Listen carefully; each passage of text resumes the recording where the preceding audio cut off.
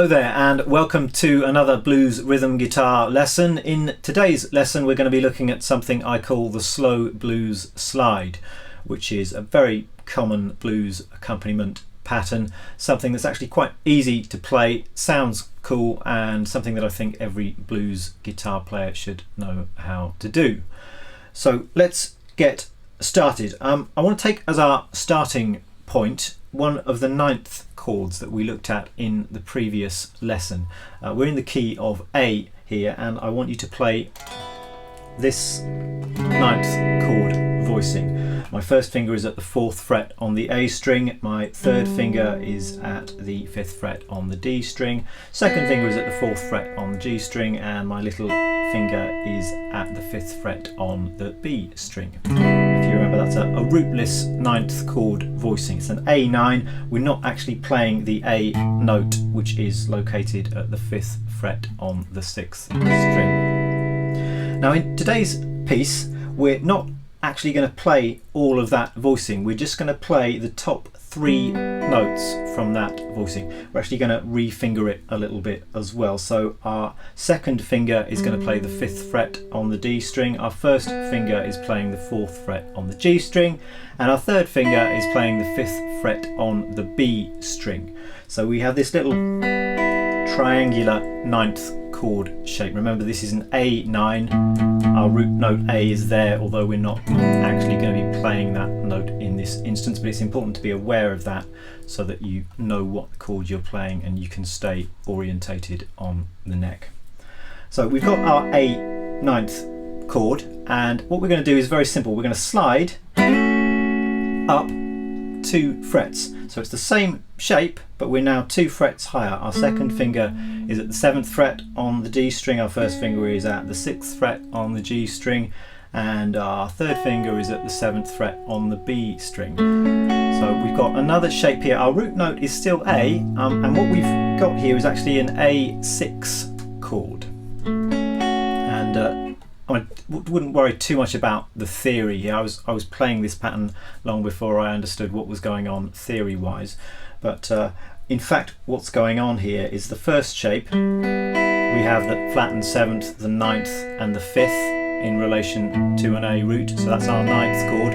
When we slide that shape up 2 frets, we've actually got an A note, which is the root. We've got a 3rd, and we've got a 6th. So in effect what we're doing is we're sliding up to a 6th chord and then coming back to a 9th chord, all with that A root.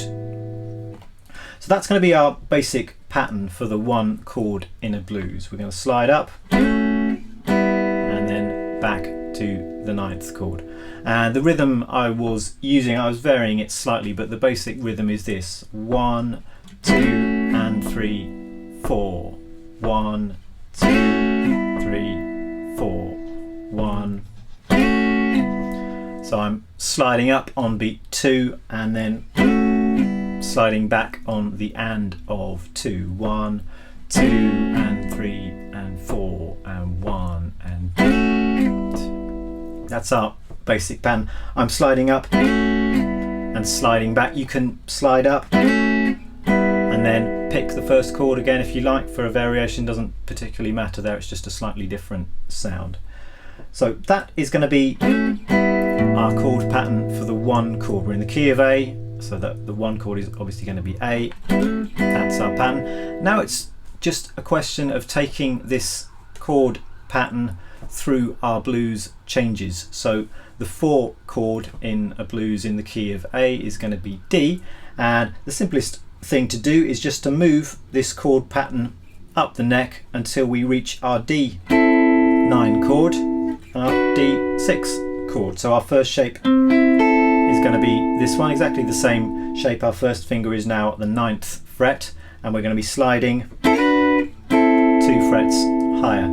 This is our pattern for the 4 chord. It's all in relationship now to this D note at the 10th fret on the low E string, although we're not actually playing that note. So that's our 4 chord pattern. For the 5 chord, the 5 chord for a blues in the key of A is going to be an E, and again we just take the whole thing up until it fits in with the E chord root. So our first finger is now at the 11th fret, sliding up 2 frets to the E6 and then back to the E9. So those are our 3 chord patterns.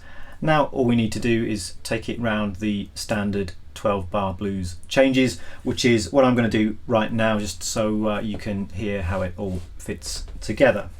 So I'm going to start with the 1 chord, 2, 3, 4, 1. Then we've got a quick change to D, 3, 4 back to A, 3, we stay on A for another bar, up to the 4 chord,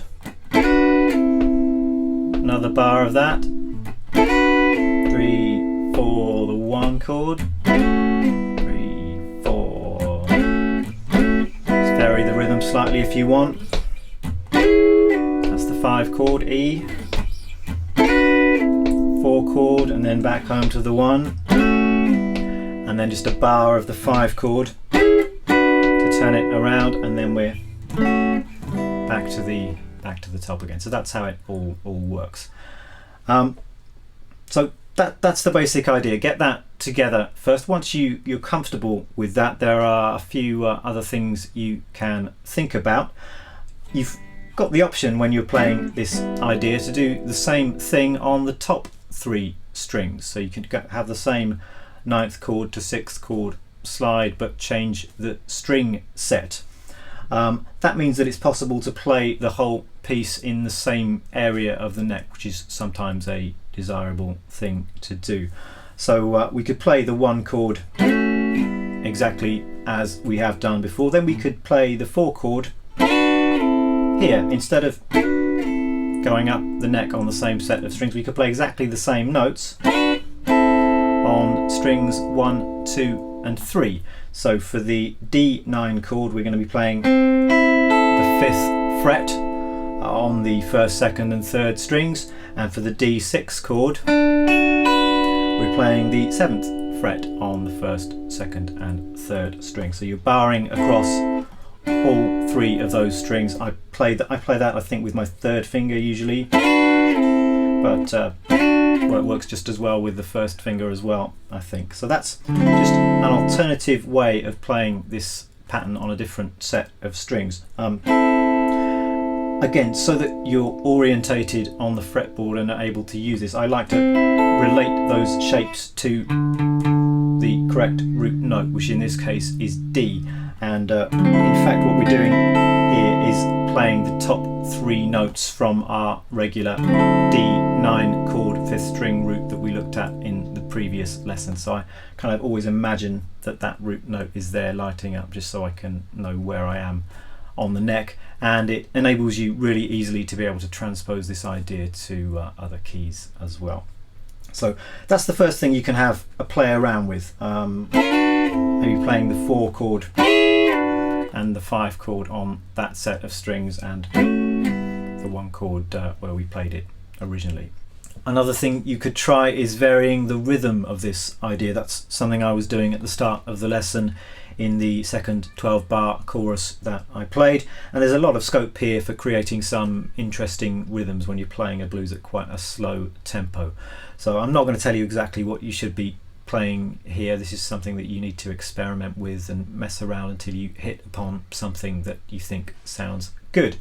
For example, one of the rhythms I was using at the start, I think, was something like this. So 1, 2, 3, 4, 1, 2, 3, 4, 1. So it's now a kind of 2-bar pattern, but many different rhythms you can play around with.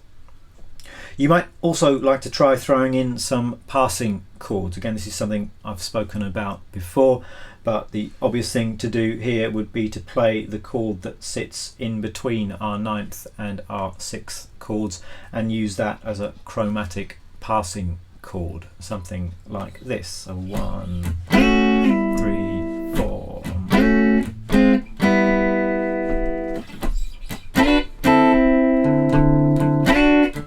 That kind of idea adds a nice bit of extra harmonic interest.